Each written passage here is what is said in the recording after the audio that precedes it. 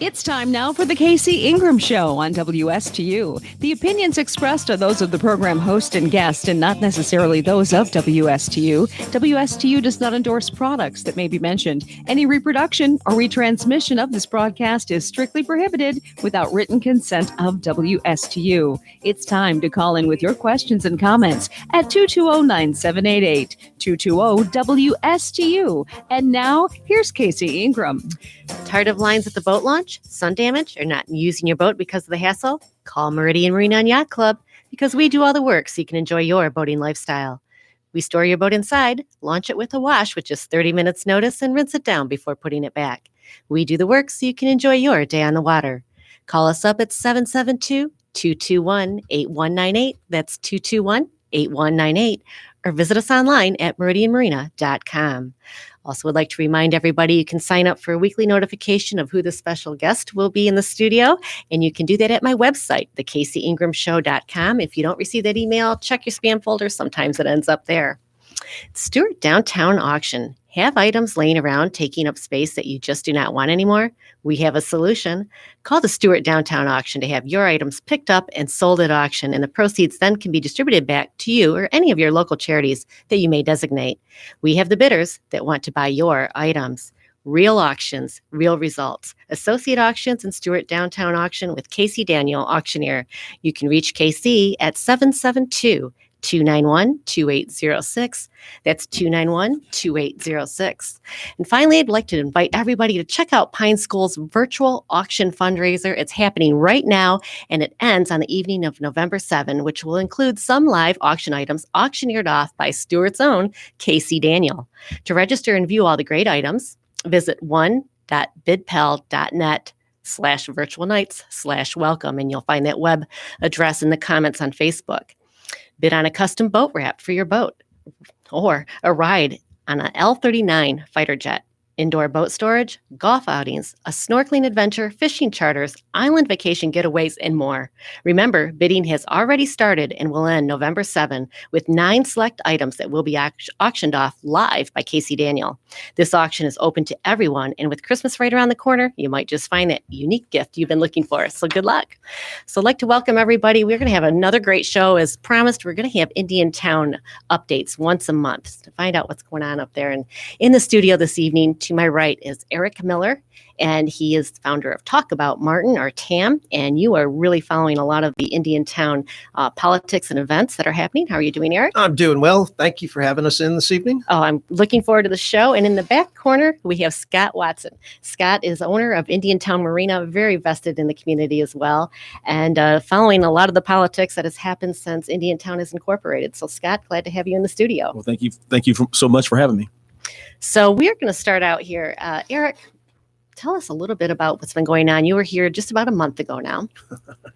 Yeah, And a lot. there has gone been a lot. on. I mean, where do you start? I mean, even if we start at a high level on this thing, constitutional infringement of property rights, free speech, and we can work our way down the ladder. But there have actually been 3 more cases that have been filed against certain sitting council people related to the type of complaint that was filed from myself.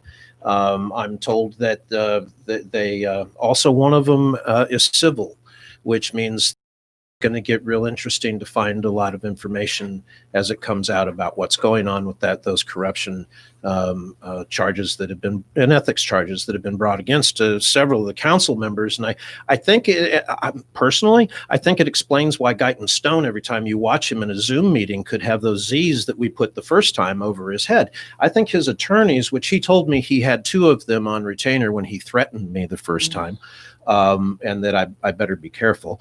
I think those attorneys have probably told him that he needs to really be careful with what he's saying right now. So there's a lot of stuff on the legal side that's going on in the background, but just the crazy lunacy that's going on with the development of this village. It's like a bunch of children gone amok on Animal Farm or Lords of the Flies, that all of a sudden they get this power and they think that we're going for it. Last night, Anthony Dowling's ready to rush in to put a 9% building permit fee on top of everything. I mean, that in itself, if you do the math on a 30-year mortgage, that would have ended up costing a person that wanted to buy a $2,000 house, $2,000 and $18,000, and over the term of a 30-year mortgage would have been in excess of $47,000 that person that took out the mortgage to buy the house. But he's okay because he got his 18%, and he has a responsibility of stewardship. Responsibility doesn't come without accountability, and the accountability on this one is zilch. He didn't even do the math. He runs his mouth. Really, I don't think he's had an original thought that's come from him in any of those meetings. That's just my opinion. I better hush now while I'm still ahead. But it's crazy the types of things that are taking place. But what do you expect when you get someone that is a trained globalist running the show? What do you expect when the agenda is created behind closed doors? They don't even have open agenda workshops so that you can see what are the ideas that the council people want put on the agenda. They go in individually to speak with the Central Politburo, Howard Brown, about what's going to happen next. And Howard's coordinating his team. I'll tell you, there's a lot more stories to go on this one, but it's not good. And folks, Karina Balderamos Robinson, thanks for tuning in. She says, love Indiantown, especially the small businesses like the Guadamex restaurant. So I'm sure you both very familiar. Eric, let's step back 1 second. You were just talking about the agenda and having it created in the sunshine so the public knows what's going on. You have a video on Talk About Martin that you explain this very well. And folks, I really suggest you go to talkaboutmartin.com. You're going to find a lot of information there. There's blogs, and they're short. They're not going to take a lot of time to listen, but they're very informative. And the one that you just recently posted talked about that very agenda item. And I'd like you to talk about that a little bit more right now on the radio. Sure. Well, look, here's the deal, folks. It's like with your board of county commissioners or your school board or the Children's Services Council, whoever it is, they're elected. They can raise your taxes. So you really want to know what these people are doing every opportunity you have to make decisions that are going to affect your pocketbook. This last one, that would have added $90 a month to what they keep saying they want low-income housing, but turn around and put 9%. That's why it's important to watch what these people are doing here. I got off track. I'm sorry. Well, we were talking about the agenda, that the agenda. Council Yes, will ma'am. go The into agenda, the city council manager. agenda. So how do you know really where each one of these council people stand unless the council speaks in front of the people and one council person says, hey, look, I think we need this 9% on the agenda so we can talk about it. Well, let's see who even allows it on the agenda. You don't get to see that now because Howard speaks with every one of them individually behind closed doors, and you have no idea what any of them said or if Howard has said the same thing to the other people that he's telling another council person. Okay, so how do you as a citizen know who's in charge? I'll tell you who's in charge. You look at the number of employees they've already put on staff. Look at the fiefdom that's being built down here and the amount of money that's gone into government. They're claiming they don't have enough people to keep up with the governmental processes that they've controlled in 2.5 years, and they want you to believe that you need more of it. Really, these are the high level facts, taking people's names out of it. When you look at the concept across governance, the governance at the local level should be where it is most restrictive, but it will only be as restrictive as the people allow. And when you have people that don't really understand what's happening to them, they're going to end up being gentrified right out of Booker Park. They're going to be gentrified right out of the center of town, and they don't understand how or why. They're going to this 9%. The builders don't pay it. Right. They don't pay it. So look, there's bad ideology being put in the lap of, I'll give most of them credit up there and say, I understand you don't know how to build a village. It's a very difficult thing to do, but you were elected to do it. So you have to listen to somebody, but know who you're listening to. Know what they believe in their preferential mode of urban development, because you have sustainable award winners like Stewart and Martin County that I just spent 20 minutes in traffic but they'll say the car is the problem and they want to eliminate the car. So look, you got to be careful who's leading. Who are the experts that you're taking the knowledge from? And where are the citizen councils?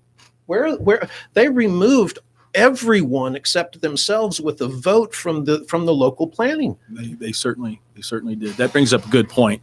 Not to get back into too much of the history of how we got here, but the whole idea, the concept behind Indiantown, or at least the founders' concept, was government light. We were going to keep things tight, low budget, so on and so forth. Unfortunately, we've hired a city manager who thinks completely different: big government, big everything, systems, and so on and so forth. But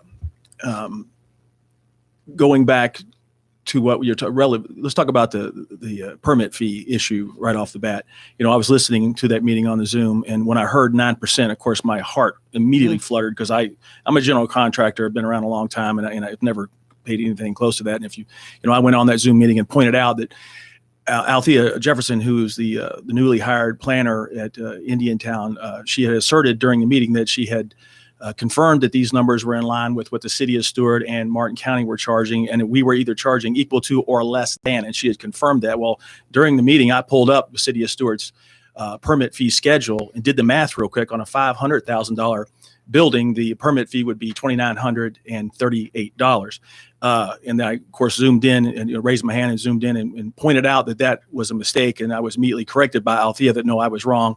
She continued to do the math herself. And she said, no, it's $585 plus $6 per thousand. I said, yes, do the math. It works out to $2,938 or $35. And so I don't know what's missing in the equation. But as you pointed out, Anthony was just gung-ho to go ahead and vote that through.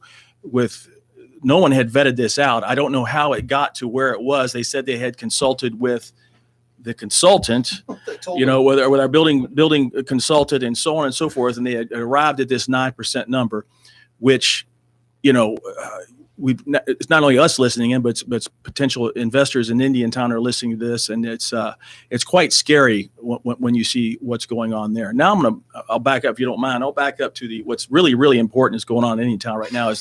We just went through the comprehensive plan process. We passed a comprehensive plan about a year ago, and that process was extremely painful, unfortunately. But going back to your comment, we had originally had a comprehensive plan committee that was appointed by the town council. It was 10 members of the community that were appointed to help write, with the assistance of Bonnie Landry, our planner at the time, write the comprehensive plan. It soon became apparent, for whatever reason, that they didn't want the help of the comprehensive plan committee, that Bonnie Landry was going to write it herself, and so on and so forth. So the town council fired the comprehensive plan committee, fired them, dissolved it, which I was extremely upset, because I don't know how you write a comprehensive plan without the help and the input of the citizens and stakeholders in Indiantown to explain how you got there when you're dealing with Bonnie Landry, who's from Stuart. We'll make a long story short. We got to the first reading of the comprehensive plan, and it was a mess. In my opinion, it was an absolute mess. It took monumental effort on many people's parts, many stakeholders in Indiantown, to get it to the point where we could at least pass it. Okay, now we've got that. So we've got our comprehensive plan, which still needs massaging, but it's in place. Now we're going to fast forward to the land development regulations process. Seeing what had happened in the comprehensive plan process, I was extremely concerned that we do not repeat that performance. With that said, they hired an outside consultant from Miami to write the LDRs. The initial process that was put forth with public meetings and so on and so forth, I think went fairly well. The one thing in Indiantown that you'll find when you ask people what they want is pretty darn consistent. They want affordable housing. They want to get away from the erroneous, difficult taxing situation that Martin County has placed on land development regulations and so on and so forth. We wanted land development regulations that were simpler, cleaner, less confusing, less restrictive, and less costly, so we could build affordable housing and actually make something happen in Indiantown. Many people know the history of Indiantown being stepped on, unfortunately, by, let's just say, Martin County over the years, and we wanted to get away from that. So you were a donor community. I mean, you paid more taxes than what you received back. Oh, absolutely. So I mean, Indiantown's taxable value is approximately $2 billion. We were basically tied with, we actually had a larger taxable value at the time than the city of Stuart, and we were tied with Jupiter Island for taxable value. Wow. So we were contributing a lot to the county's coffers and not getting much in return. So with that said, back to what I think is the issue of the day is the LDRs, the land development regulations, and where we are with that. So throughout this process, I was proactive in asking that we have as much participation with the stakeholders as possible to make sure that we did not repeat what happened in the comprehensive plan, meaning we get to the 11th hour and we got problems. Well, I made as many requests as I could. I communicated with the consultant in Miami. This is almost a year-long process now to get these LDRs done, and was hoping that we would get somewhere. So what happened was the first draft comes out and it was lacking, and I mean lacking big time. In fact, my opinion is that the consultant didn't spend a lot of time prior to a couple of weeks to this, and they put something together, threw it out there, and it was a mess, in my opinion, once again. So we put together everybody, the stakeholders, once again, reviewed the document. Now, we didn't get the document all at once. We got pieces, so we had to wait a couple of weeks to get the next piece and so on and so forth. We put together comprehensive comments from all of us concerning our properties and other properties around town in hopes that they would correct the document as quickly as possible. Lo and behold, this same thing happened in the comprehensive plan process, that they put together a criteria that they were taking all the comments from everybody, all the stakeholders, whether it was a resident or a business owner, and they were going to put those comments on a master list. Then they would answer each comment, what they were going to do, take action, not take action, so on and so forth. So Consensus. they were going down the master list. Well, lo and behold, my comments did not make the master list. And the same thing happened in the comprehensive plan process. So as you can imagine, I was not happy to see that my comments were not addressed. A lot of them had to do with my property, waterfront commercial properties, and other waterfront commercial properties in town. So with that said, of course, at that point, I had been trying to, and I tried this the entire process, to work with the consultants, not throw stuff out to the town council to draw their attention to it or cause criticism of the consultant, but work behind the scenes to get things corrected. So I could see at that point that I was getting nowhere. I actually called Howard Brown up. This is almost 2 months ago. And I said, Howard, we have got to get this squared up. This was after reading the first rough draft. I said, we've got to get this squared up. We need to have a meeting of the stakeholders. It might take 1 or 2 days, but straight, sit with the consultants, sit with Althea. Let's bang this thing out. He agreed with me after about 45 minutes of arguing with me. He agreed with me, and he said, okay, I'm going to take this to the town council. I'm going to get to them to approve the fact that we can meet with the consultants and so on and so forth. It wasn't necessary to take it to the town council. We could have done it without that, but Howard said he was going to take it to the council. And Howard's the city manager. Howard's the city manager of the city of Indiantown, village of Indiantown. So the next town council meeting comes, and Howard doesn't even mention it, doesn't even bring it up. So as you can imagine, I was extremely disappointed because I was doing everything I could to try to reach out to avoid the mess. So that doesn't happen. So what do I do next? And I'm sorry I'm talking a lot, but I'm kind of giving you the narrative. The next thing I do is I throw a bomb out on Facebook describing what has taken place thus far with the LDR process, the land development regulations. That goaded the town council enough, I think, to go ahead and at least have an in-person meeting, a regular town council meeting, you might say, but a meeting where we actually got to go in and state our case in a 3-minute period, basically, that thank God for Wade Vos, because he's working in our best interest. I can say, and that's our village attorney, to get the town council to agree to let the village staff and the consultant work with the stakeholders, the citizens of Indiantown and the stakeholders of business owners. So we got that agreement that would happen. I sent an email directly out to Althea Jefferson the next day, stating that I'm staying ready to work with you to get these things done. Althea called me a day later, I think, and we had about a 2-hour conversation, which went very, very well. I was very encouraged by what Althea had said, and hopefully I'd made some traction on getting some things where they needed to be. For one, no one had any idea what waterfront commercial land use was. I mean, she didn't. Our consultant obviously doesn't, so on and so forth. So I was trying to educate everybody as quickly as I could to make sure that we retain our property rights. We're not asking for anything other than what we already have. Well, next comes the first reading the first reading of the LDRs, which is the first major hurdle it has to go through, and it's not there. It's not even close to being there. So once again, I write a letter, or an email, but a lengthy email to the town council explaining to them where we are again, and that we're in bad shape. We're in bad shape. We're coming to the first reading. The thing that I had laminated, to them several times. Let's go to this first reading. Let's have this thing done. Let's all be holding hands, singing Kumbaya. So we're not where we were in the comprehensive plan. Well, guess what? We're repeating history yet again. So where does all this fall back on? It falls back on leadership. It falls back on leadership. And who's our leader in this case? Well, the town council is ultimately responsible, but the leader who's driving this ship, the captain, is our village manager, Howard Brown. So plain and simple, you can see the aggravation in my voice and where I'm at with this. But here we are. We're 2 weeks away from the final reading of our LDR document, and we don't have a final document. We don't have final verbiage. We don't have anything. And here we are. And Scott Watson, again, we're speaking with Scott Watson. He owns Indiantown Marina. Of course, you're very concerned about commercial waterfront property rights. And we also have Eric Miller with Talk About Martin. Scott, I have a question that came in for you. Juan Francisco. Scott, you were one of the people that pushed for the independence of Indiantown. How did you envision our town being after 2 years? What is the biggest problem you see as of now, and what can we do to change this mess? Did you ever see this getting as bad as it is? I recall you were patting Anthony on his back, and he was a keynote speaker at IMS. Boy, when they say you couldn't write a fiction book better than this. I mean, I would never have envisioned what happened here. It's so funny that when this started, Eric and I were actually on opposite sides of the table. Eric was not for incorporation, and I dismissed a lot of Eric's concerns mistakenly.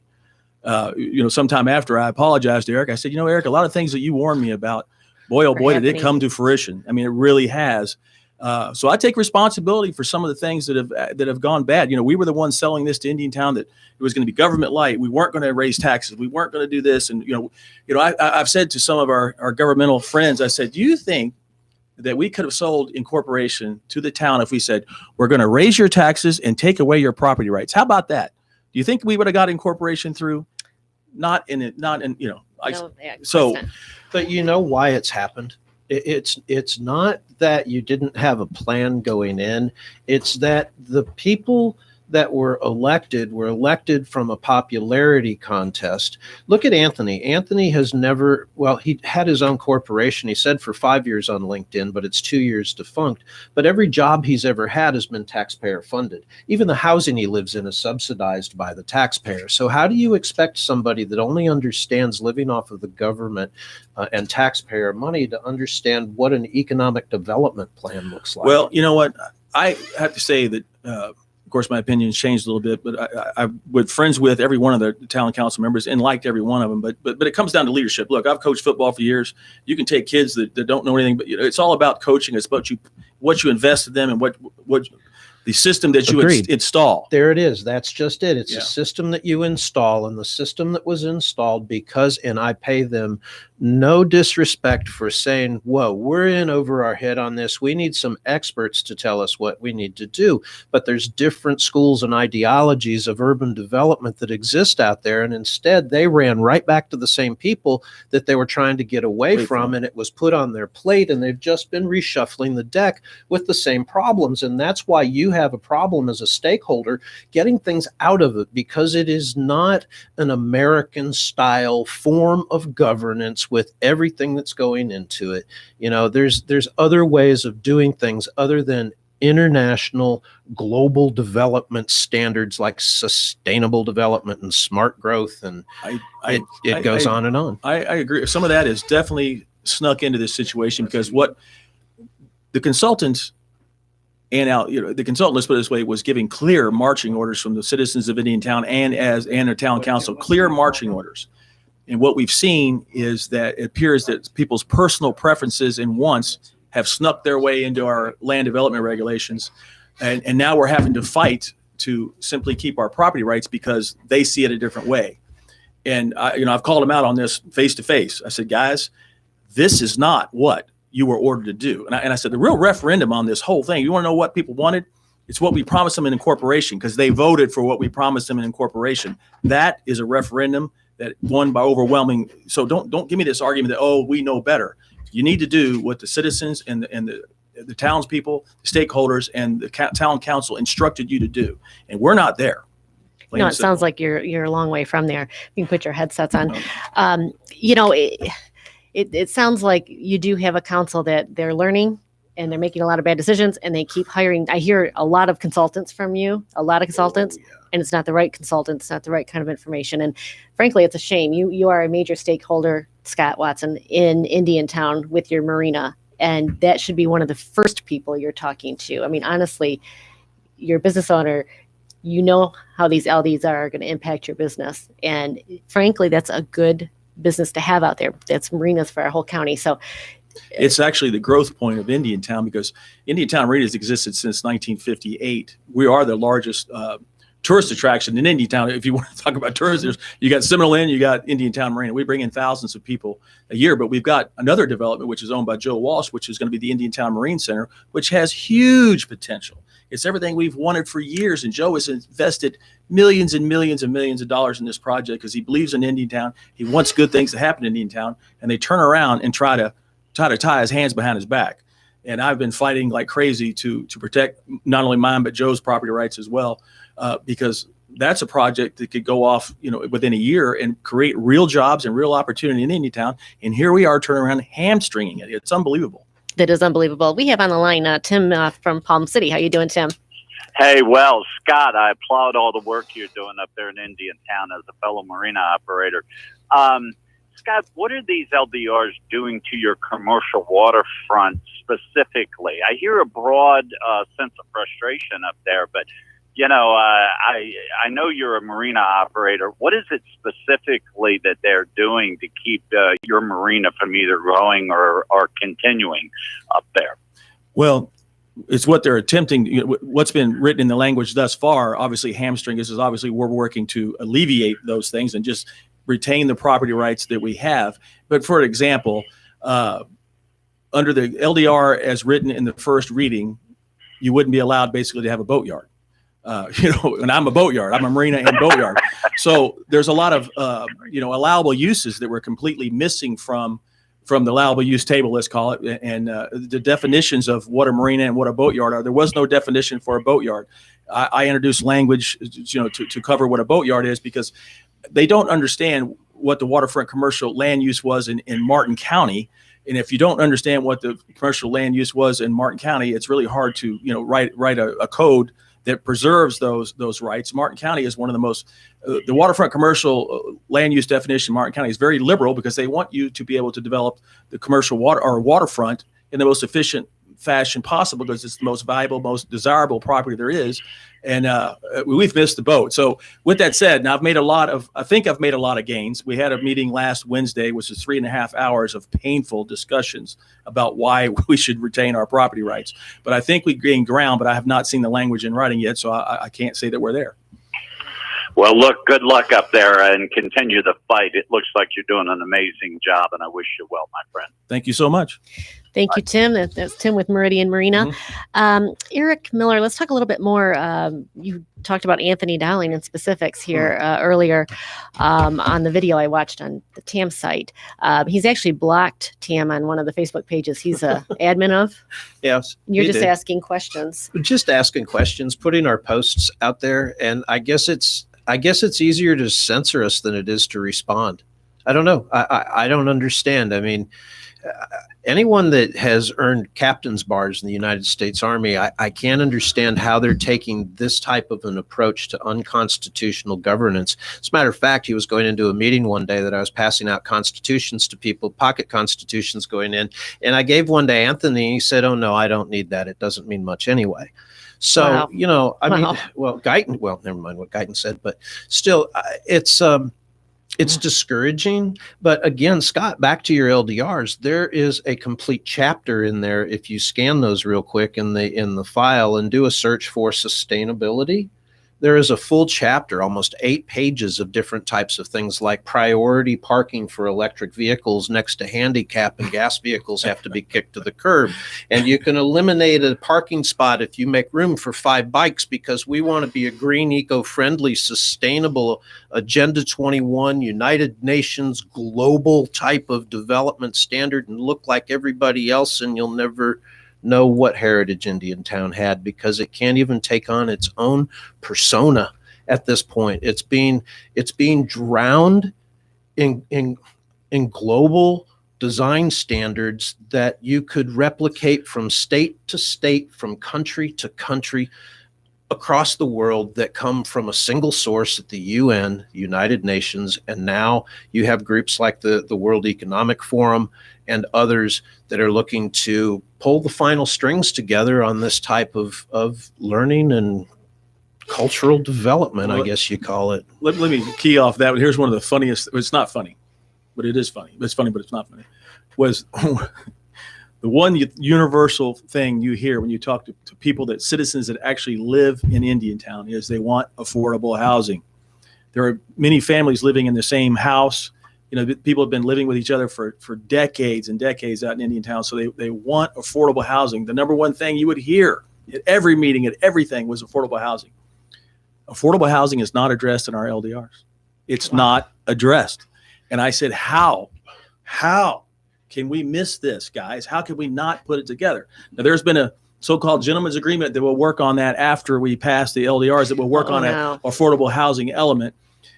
And, I brought this up and I'm just like, my gosh, you guys. So here's the situation. We promised, and I take this personally because I'm the one that made the promise to the people of Indiantown, that we would do our best to make sure that we delivered on those promises. One was no tax increase. Well, we had a tax increase. Let me hit on that real quick.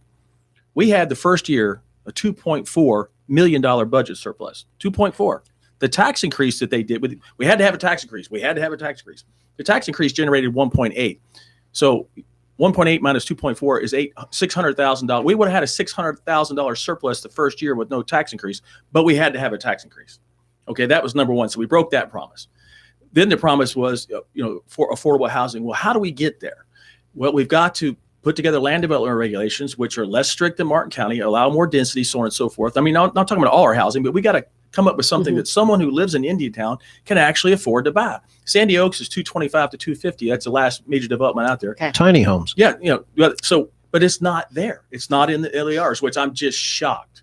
And you got to look at leadership and you go, what were the marching orders? Have you delivered on the marching orders? No, you have not. You can say all the nice things and pat each other on the back all you want, but did you deliver? No. Juan Francisco has another question or a statement.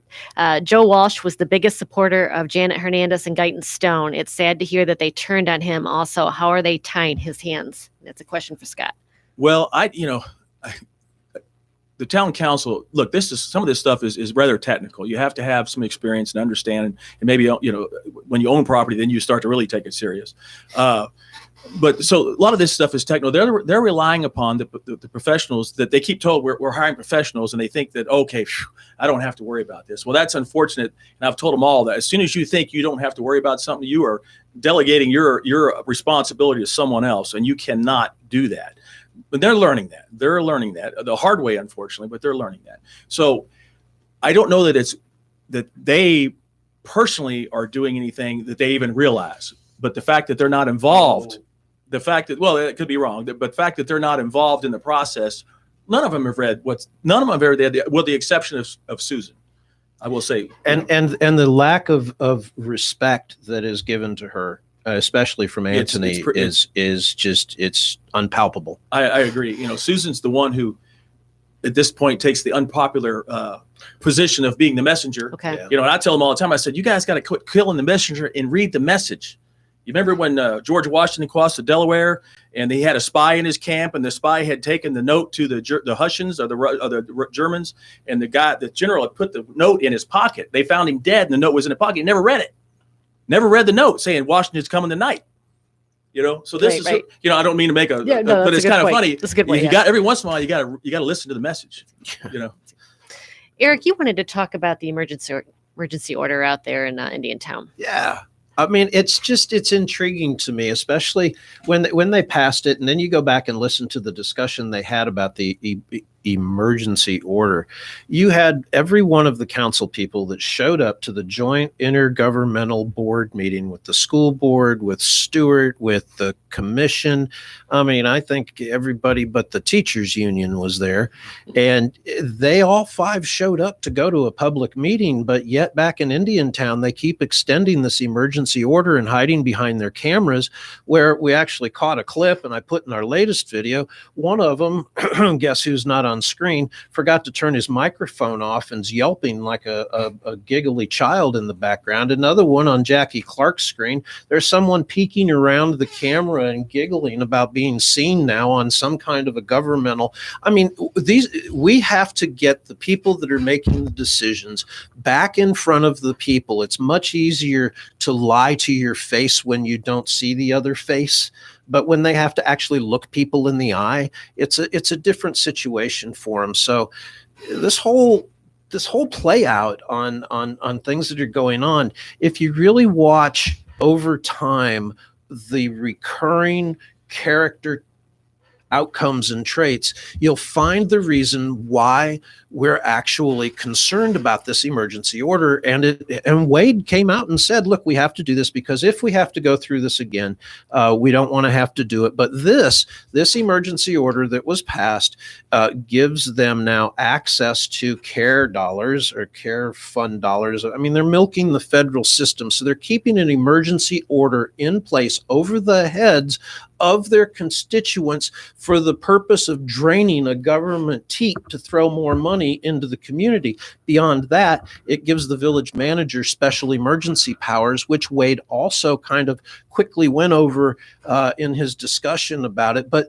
I would really like to know the outline of what are the emergency powers under this act that the village manager can take. Does that mean he can spend more money now without having to get approval? Does this set aside certain council privilege that might be out there constitutionally, but because you're under an emergency order, it gives Howard Brown more potential to screw with the system? Get rid of it. That's a good question. Get rid of it. I have a problem with that as well. If we're not in a state of emergency in Indiantown, but we're going to pretend we are so that we can collect federal dollars, I guess. I mean, that's the show me the state of emergency. And, it doesn't exist. And going back to the power, Iggy had the emergency order up here for the Facebook viewers, but it clearly states it grants the village manager certain powers, but it doesn't say what those certain powers are and what it entails. So that obviously is a very I think it's question. fair to be concerned about that. If you're a citizen within the bounds of the village of Indiantown, what special powers has your council granted to the village manager? I mean, it's not like everything out there is really copacetic and we're gung-ho for everything that's happening. I'd be careful, folks. You're turning your governance over to a centralized globalist group of people that don't have the best agenda for Indiantown, obviously, given the way that things are going. And you had brought up earlier that Anthony Dowling was part of the YEO group, and that is a nonpartisan program of people for the American Way Foundation. It's the first and only national initiative to provide a network of support to the newest generation of progressive leaders at every level of elected office. Thank you. And as long as you understand what that word progressive means, you know the rest of the story. And also their funding source. If you actually follow other talk show hosts and even online research, you can find that it will lead you back to places like the Tides Foundation. And again, here he comes, Mr. Spooky Man, George Soros. Right. And, I will be called a conspiracy theorist, laughed at, told that it's heresy what I speak about, but I'm sorry, it's in their own words. The funding channel comes down. You're part of a progressive organization that talks about, the overthrow of capitalism through words like reinventing America. You support a Black Lives Matter organization that's outwardly Marxist, and you continue to wear your YEO shirt. So obviously you've taken the wolf's clothing off, Anthony, and you're standing as a progressive socialist. Fine, at least stand up for it and defend it instead of trying to think that it's noble and hide behind things like sustainable development, which is a socialist globalist agenda of green-driven Ilhan Omar and AOC type Bernie Sanders, Bolshevik, law that You talking about something like tree abuse? Yeah, tree abuse. We've got to talk about that. Yeah. So Scott Watson, last week, I couldn't believe it when you posted it, and it was prohibition of tree abuse. And actually, I got to share with you, I shared it with another friend of mine. It's very political, and they said, "Oh, that's a joke. They're pulling his leg," and I said, "No, they're not." So, folks. Actually, I'll hand it over to you, Scott. It's the tree abuse. We actually came up with the slogan because of this, and we came up with MIGA. MIGA, make Indiantown great again, because of this kind of read some nonsense. of these abuse ordinances. You really want to read some? Some of them. Pick some of your favorites there. Oh, well, It's, I'll go down the list here. Let's see. Hack racking a tree, cutting upon a tree that destroys its natural habit of growth, pruning leaves or stubs, or result in flush cut or splitting of tree limbs, peeling or stripping bark or removal of bark to the extent that if a line is drawn at the height around the circumference of the tree, over a third of the length of the line falls on portions of the tree where bark no longer remains. I mean, it just goes on and on and on. The only thing it doesn't say is you can't talk mean to a tree. right. I mean, anything you do to the tree is abusing it. It was like, Yeah. it Where's was the like ANSI standard in that? abusing I don't have a my puppy. glasses- I don't have my glasses on. Can Oh. you scan down? Oh, real no, quick? there's no You, ANSI you standard. actually. Oh, no, I thought excuse there me, was. ANSI A300. Excuse Thank me. you. Yeah. You actually have to prune your tree as a homeowner according to that under a certain ANSI. ANSI what being a national code and standard for horticulture. So if you don't, be ready. Well, I posted this on Facebook only because this was seen in the rough draft, and myself and others brought it up in our comments, even though my comments weren't addressed. Someone else's comment on this was addressed, and the answer was, we're not making a change. And I thought, wow, I wonder if Indiantown knows what's coming. right. So I just put it on Facebook to see what would happen. And of course, you can imagine it lit a fire. And everybody, they're like, oh my gosh, we're going to have to get a permit to trim our trees and all this other crazy stuff. So the latest, from my understanding, is they're going to soften up the language. But this is a good example of what you've been talking about, which is this global tree hugging, we're going to save the world stuff, which Indiantown, look, we're common sense out there. We can handle trimming our own trees. We don't need the government to come in and tell us how to do it. No, this ordinance was over the top ridiculous. Yeah, and- I can't believe it was even put out there. So, But that's an example of some of the things that have been inserted in there. And look, I've been focusing on the things that deal with I own more than one type of property in Indiantown. So I've been focusing on those things, but focusing on some of the other larger landholders that were people that may not be aware. I've been trying to work to put out those fires to make sure that their land uses are preserved. Because I've been warning our village, our town council, and our our village manager, that guys, look, if we end up making a big mistake here, these people aren't going to be just mad. They're not going to be just mad. They're going to come after the village of Indiantown. Last thing we need is Bert Harris acts being claims being made against the village. And if we don't clean up what we have got right now, we are going to be in that position. As a matter of fact, I thought I was going to be on that side. I'm hoping to God that's not the case. But believe me, I've read the statutes. I understand where Bert Harris is. I mean, unfortunately, and it's a shame that you have to, at this point, that we have to be in the situation where we're fighting to retain our property rights. Well, look at the people, just Who the would ever people of think? Indiantown. Look, Martin County, we're talking about Martin. Let's talk about the growth. Growth and no growth has always been the topic in Martin County forever and an eon back. And Indiantown and Western Martin County have always been the gateway for the developer interests to come out. They've incorporated now. You have the ability to do that out there. And this is why it's important for the people of Indiantown to understand what's going into these documents that we've been talking about tonight, because those documents are what is going to allow other people to build legally within the confines of your new village. And if you don't think that there is a rush of development that you are going to see in Indiantown once these are done, well, you got another thing coming. I'd recommend driving down Warfield and taking some memory videos now, because in another year it's going to change significantly. So this process is very, very important, and it shouldn't be done in a way that benefits anybody but the residents and the stakeholders, the property owners that want to do something with it. Government needs to get the heck out of the way and let people do what they need to do. It's so funny, but most of the so-called larger landowners and say developers have been the one who've been putting in a lot of very good input to the benefit of Indiantown. And we're saying, hey, you know what? You might want to buffer between this use and that use, where there was, and that's some of our larger landholders coming in, and they're really concerned about Indiantown turning out the way we want it to turn out. None of us want, out of control growth and all this stuff. We want just a good, solid growth pattern for Indiantown where people have opportunity and they can afford to buy a home in the community they live in now. And see, I think that's one point that some people have missed. I'm talking about people that live there now, 2 or 3 families in a home. We need to be able to, as best we can, to be able to build a home for them. This was promised to Indiantown. Indiantown's the one who made a decision. Now, of course, we're going to have people coming in from other parts, and that's great, fine and dandy. but gosh darn, we made promises we need to deliver on. Again, we're speaking with Scott Watson, Indiantown Marina, and Eric Miller from TAM, talk about Martin. Juan, appreciate you tuning in. You really have some great questions. One, Francisco said, any plans of spreading this information to the Hispanic community, which makes up 70% of the voters? Unless you all put this information out to the majority of the voters, nothing will change. The council members, with the exception of Susan, always place victims and the people with land as the oppressors. We're looking for good translators, Juan, at talkaboutmartin.com. If you'd willing to be a copyright translator, I'm happy to let you put it into proper Spanish, anything we put out that you want to put out, and we'll duplicate it that way if you think it would help. But yeah, get involved.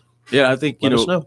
To give Janet Hernandez a little credit, she has pushed hard to try to get as much stuff translated for our Spanish-speaking population out there, and to her credit, because we do need more involvement. We really do, because once people understand, once they actually sit down and talk to everybody, they understand, they're like, oh, I get it. There is no boogeyman. There was always this boogeyman, there really is no boogeyman. Everybody is on I say it's shocking when you talk to the vast majority of Indiantown that everybody's on the same page. Well, Scott, disbanding the Citizen Advisory Committee, in my opinion, is a huge mistake. That's how you get the information out to the communities. You have a group from each part of Indiantown that are there at this committee, and they can go back and tell their neighbors and friends. Exactly. So you've now silenced that, and that's why it's not getting out to the It was, communities. unfortunately, once again, I think our town council was somewhat victimized by bad leadership. I get it. I was at the planning workshop Yeah. when the discussion came up to put a Parks and Rec planning committee together, and Anthony decided that it'd be better for them to decide what it looked like first and to drag the people along until they got it done, instead of involving them in the upfront process. They could get involved on the minutia on the end, but the development, he would drag the people along. And some of that, I'm going to speak as candid as I feel, is that comes from Howard Brown. Howard Brown doesn't want a lot of involvement because it's easier to get things done the way you want them when nobody else is involved. His job depends upon whether or not Right. he gets a majority vote on that council, Right. period. And that's all he's worried about. Yeah. He thinks he's got those, all he needs is 3, and he's worried about 3. And I'm just being frank as I can be. He's worried about 3 instead of worrying about the big picture. And the problem is you can survive a while worrying about 3, but Right. it's going to catch up to you. And it's at that point right now. It's where the point where I'm at the point where, look, I was trying to play behind the scenes and everybody be nice and so on and so forth. My frustration level has gone off the charts. I can't believe that I'm right now battling. This is the second time in a year that I've had to battle to retain the property rights for the properties I own in Indiantown. And I know others are going through the same thing. And that's the most frustrating part about it is we wanted, and I was a huge supporter of incorporating the village as well. I thought it'd be so wonderful for Indiantown to actually not be a donor community, make some decisions of itself of what type of businesses that they bring in. You just didn't see this happening where the village would be shut down or you would be handcuffed. And that's what's happening even to the existing businesses that were already there. So it's sad and alarming to see this. And I also believe that with your voices out there, you will make a change, but it needs to get out in the community more. And Well, I think that, it's so tough. that is true. And one of the golden rules, even that the consultant, has in their literature was we're going to the golden rule was create no non-conforming uses. We didn't want to take existing businesses, existing land, and turn it into non-conforming. Right. Well, the first draft comes out and everything's they did. non-conforming. Yeah, and you're like, guys, that's where we lost. You lost your way. You got to go back and look at what were your marching orders. It's called mission creep. You know how it is. You get in, all of a sudden you go, oh, we're going to do this, and we know better. Well, no, you really don't know better than Indiantown. Indiantown was clear in what it wanted. So back to the original intent. Ego. Yeah. It truly is. Again, we're speaking with Eric Miller, talk about Martin, and Scott Watson with Indiantown Marina. We had so much more to cover. Eric, I'd like you to come back again the end of November, the last Awesome. Tuesday in November, because we didn't even touch on the Robert Burns, and our hour is over. We Yes, got about ma'am. an hour and a Wow. half or a minute and a half left here. So there was a lot of information that has come out since the Robert Burns. You spoke about that at the last show. Yes, ma'am. And I think that there's a lot of ties here with your council members that you have. We've Kind put of together, investigated and- right. we've been able to put proof behind. This isn't speculative. We've Mhm. been able to put online social media connections between the players that actually tie back to people that are now in prison. I mean, it's a web, and I'm encouraged by the fact that the investigations are still going on in Brevard and here, and that the chain of evidence, if I can see it, I think a lot of other people can see it too. So I'm hoping that justice takes its play. in this one, but time will tell. We have less than a minute. Juan had one more question. What are the biggest concerns for the Hispanic community, and how will this affect us? I think the biggest concerns, everybody's concerns, is affordable housing and opportunity in Indiantown. And the only way you make that happen is with economic activity. To get economic activity, you got to have land development regulations that allow for development to take place and activity. It's just that simple. Scott Watson from Indiantown Marina, thank you so much. It's been a real pleasure. Appreciate your input here. We wish you all the luck. Eric Miller, Talk About Martin. Your input has been very valuable, and your research and your investigation. It's your voices that are bringing out these issues here in Indiantown, where most people would still be in the dark. So appreciate all the work that you're doing. Next week, we're going to have Nancy Smith in the studio. She's been a longtime editor here in the state, and we're going to talk about a lot of election stuff. It's going to be a lot of fun. So we'll tune in next week at 5.